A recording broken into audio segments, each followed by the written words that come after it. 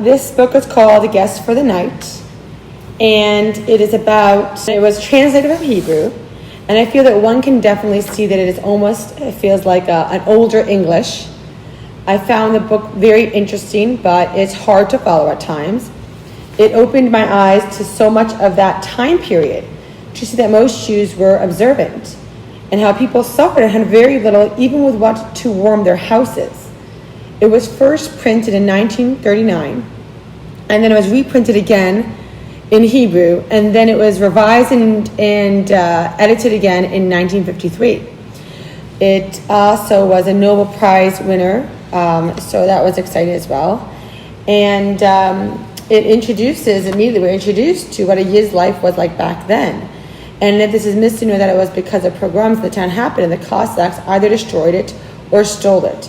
The storyteller was told immediately in the new town that he must have a coat or he won't survive the winter. And he wants a piece of butter for his wife, but the person in the hotel needs it. So they trade, which seems to be the norm for the times. The power of innocent children, the impact a word or a gesture can do for a person, especially those who are sad. So that was as well. The meeting house, it was a place they would go to, but it was half a ladder, half stairs, and you couldn't be worried about the last step where you could lose your balance and fall. Most didn't have Shabbos clothes because they couldn't afford them. A man held his prayer book all the time because he was thankful that a bullet that was meant for him didn't go through the book and he was saved. People loved to give charity, but also were cautious because even back then there was imposters who pretended to need money and had.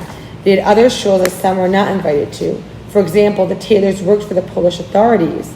However, there was a ban on working for them because they oppressed the Jews. But the traders broke the ban and therefore were not welcome into the community shul. So we begin to see the dynamics of all the different shuls and realize that it wasn't as simple as it seemed, that there is different shuls and why there was different shuls. It also mentions the fact that for the time, the previous generation, everyone covered their hair, but some began to not cover their hair. It even mentioned that some peasant girls covered their hair, but this is not what Jewish married girls did. It also shows how most Jewish girls kept their virginity before they were married, and it was a normal thing, unlike the Goyim, who unfortunately were not careful in this regard. But towards the end, we remember he has a family, the storyteller, and he realizes that especially back then, travelers were months without their family, and the impact it has on them. And we see that, they really didn't spend so much time together. So that was a sad thing. A Guest for a Night. So this is a little bit of the introduction. A Guest for the Night, first published in 1939 as Germany invaded Poland, is Agnon's depiction of how all modern movements, aside from Zionism, secularism, Haskalah, socialism, communism, failed to provide a viable alternative to traditional life. But it is clear even traditional life was untenable because it fell apart from within before the first furnaces were ignited in Auschwitz. Even the guest's well-intentioned attempt to revivify and to re-engage the lost world of piety is also doomed. The Alteheim, the old home, can no longer exist. It is a place where we can only be passing guests for the night. Therefore, you can't go home again, but not for the reasons that Thomas Wolfe suggests, rather because home no longer exists. It has to be rebuilt, but can only be rebuilt in the Bayit Chadash, in the new home in the land of Israel. This is Agnon's greatest theme in the novel, and in different ways throughout his body of writing. The idea that modern man, modern Jews are alienated from their spiritual home, while we can't go home again, that doesn't mean we can't move forward through conceiving of a new home, although doing so comes with a great danger of being caught in the disconnect between the old and the new, between what was and what might be. So thematic analysis, quote, where Reb Chaim, he's a prisoner of the Russians, whether he's alive or dead, for who we've heard nothing from him all these years, except for the time when he sent his wife a bill of divorce, so that she wouldn't remain tied all her life to a missing man. A guest for the night, rather than using an opportunity to be in touch with family and friends to update them and connect with them emotionally, religion places priority on the perfunctory act of a formalized divorce proceeding. So, Torah perspective, one of the kindest, most loving, and most difficult acts a man can do for his wife is to prevent her from becoming an aguna, a woman who cannot be married, because she's not definitely a widow or divorced. By giving her a bill of divorce due to the serious doubt of his return to her, such as in war, even though he has no desire to actually divorce her. or in order to protect her. And that is why it is very important that it is mentioned, in order to protect the woman. A quote, "I wish you a full atonement, the same to you, sir." Bach smiled and said, "If you mean me, it's wasted greeting. For I don't believe the Day of Atonement has any power to make things better or worse." The author's perspective, the calendar in general and specific dates on the calendar in particular are arbitrary. Distinctions have no effect on a person's life, one way or the other. The Torah perspective, everything in the physical realm stems from a spiritual root. Anniversaries of miraculous or otherwise special occasions carry that same spirituality in subsequent years and acts as a motivation for people to grow in their connection to God, which in turn affects their life for the better. A quote, "When we do not obey his Torah, even the smallest guy can injure us. The Torah surrounds those who study it with goodness and virtue and enhances their favor in the eyes of the world." The author perspective, religion conveniently attaches supernatural powers to its own text in order to promote their steady dissemination and authority. The Torah perspective, God is the master of the universe and controls every last detail of everything that happens in the world. He gave the Torah to the Jewish people for them to study it and follow its commandments. He further promised that those who do so will be rewarded with many things, among them physical protection from and respect the eyes of the Gentiles. Quote, "Ignaz, who was struck by the judgment of God and had his nose blown off in the war." Author perspective, God punishes sinners in a direct physical manner. Torah perspective, their divine reward for meritorious behavior and retribution for sinful behavior are cornerstones of Judaism. The limited human intellect can never conceive or understand how divine judgment is practically executed. A Torah quote. A quote. "I said to Dolak, how can a man born of a Jewish woman be so cruel to his brother? He too was created in the image of God, and for our many transgressions, his image is defaced. Does he deserve to have you jest at him?" Author perspective. Religion is oftentimes more concerned with the minutiae of a legal rebuke rather than interpersonal relationships and behavior. Torah perspective, as much as a significant portion of the commandments are between a person and God, larger emphasis is given on those commandments that are between a person and his fellow, to the extent that God does not forgive transgressions of such commandments until the injured party grants forgiveness first. Another quote, "I did not enter the Tzadik's tabernacle, and I had my very good reasons. I had heard that the great saints, once so many years have gone by since their passing, do not come to visit their graves."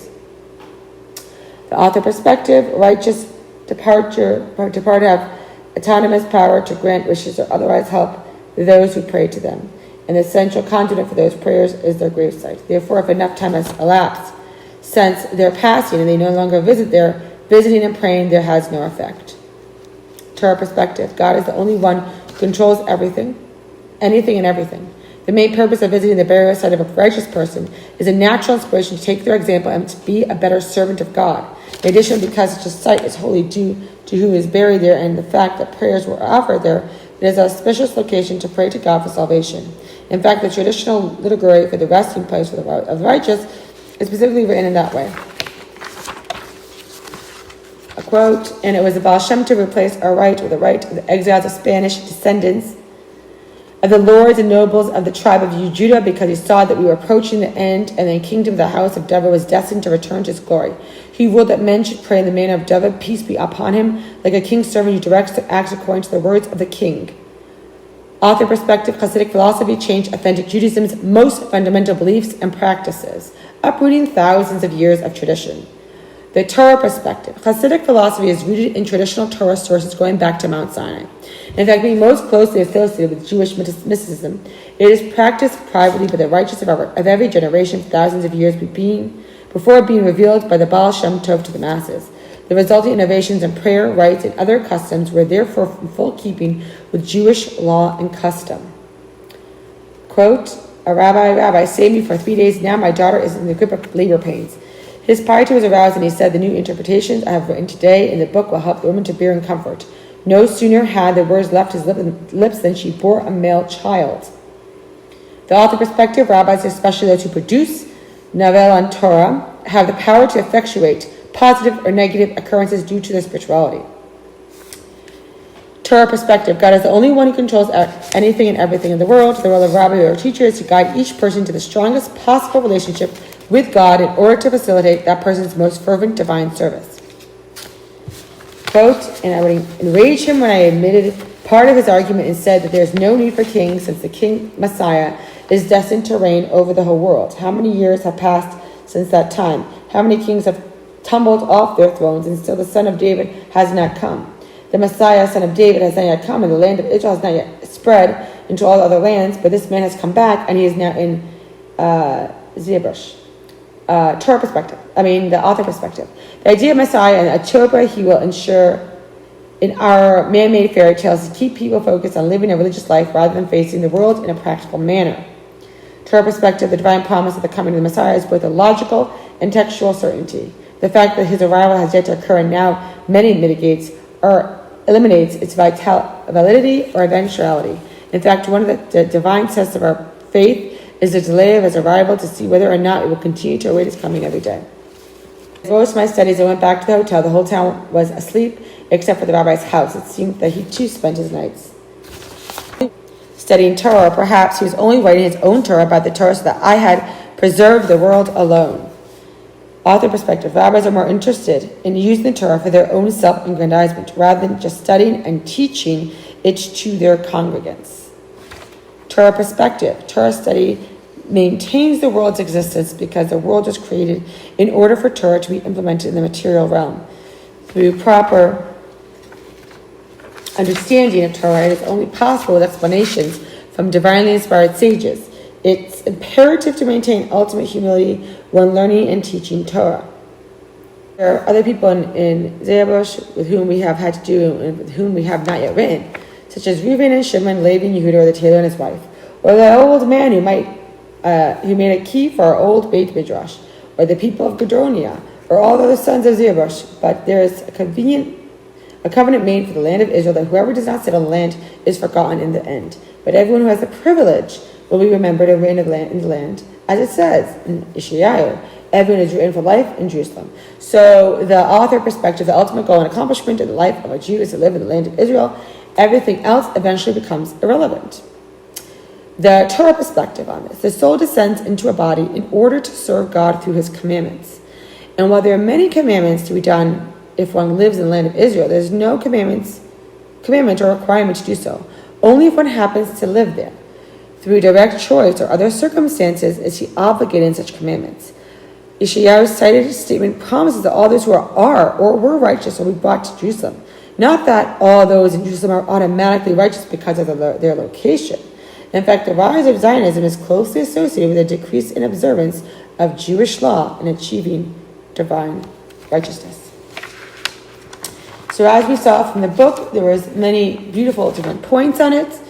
And we also realized that as much as the author wanted to push many, many things, for example, living in Israel, or that there are certain things that they were discussing, some of it is just hearsay or what they remember, but not all of it is true. There's a lot of wonderful, beautiful points that the storyteller does make, and that we see that there was a really beautiful community and there was a lot of love and care and concern, and how it was so difficult to just even be, to live there. You had to, if you didn't have a coach, people were fighting over this coat and this person froze to death and it was very, very cold. So there's a lot of things that went on in those times that we don't even see in our everyday life. We just take things for granted. And the fact that we don't live in those times where it was so difficult, and we do live in better times, we can, take the opportunity to